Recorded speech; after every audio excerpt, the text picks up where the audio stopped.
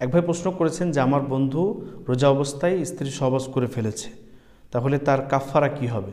দেখুন, যদি কেউ রোজা অবস্থায় সিয়াম অবস্থায় স্ত্রী সহবাস করে ফেলে, প্রথমত আমাদের উচিত হচ্ছে যে আমরা দিনের বেলায় যেরকম খাবার থেকে, পানীয় জিনিস থেকে এবং রোজা ভঙ্গের যে সমস্ত কারণ রয়েছে সেগুলো থেকে দূরে থাকছি, সেরকমভাবে স্ত্রীর কাছে আসা থেকে দূরে থাকবো, অর্থাৎ সহবাস থেকে দূরে থাকবো। বাকি স্পর্শ করা আরও ইত্যাদি এগুলো করা জায়েজ আছে। যদিও যদি সম্ভাবনা থাকে বা আশঙ্কা থাকে এরকম যে স্ত্রীর সহবাস হয়ে যেতে পারে, তাহলে আপনি দূরে থাকুন।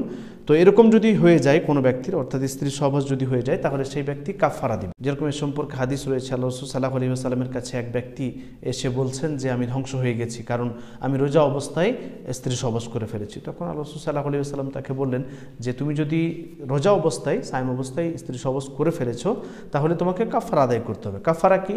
তোমার যদি ক্ষমতা থাকে তাহলে তুমি একটি গোলাম আজাদ করো। তখন সেই ব্যক্তি বলল যে আমার ক্ষমতা নেই।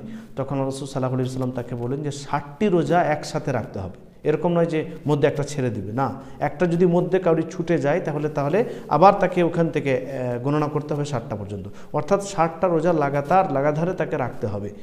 সে বললো যে আমার এটাও ক্ষমতা নেই। তখন তাকে বলা হলো যে তুমি যদি 60টা রোজা একসাথে না রাখতে পারো, তাহলে তুমি 60টা মিসকিনকে খাদ্য দিবে বা 60টা মিসকিনকে খাওয়াবে। তখন সে ব্যক্তি বসে গেল।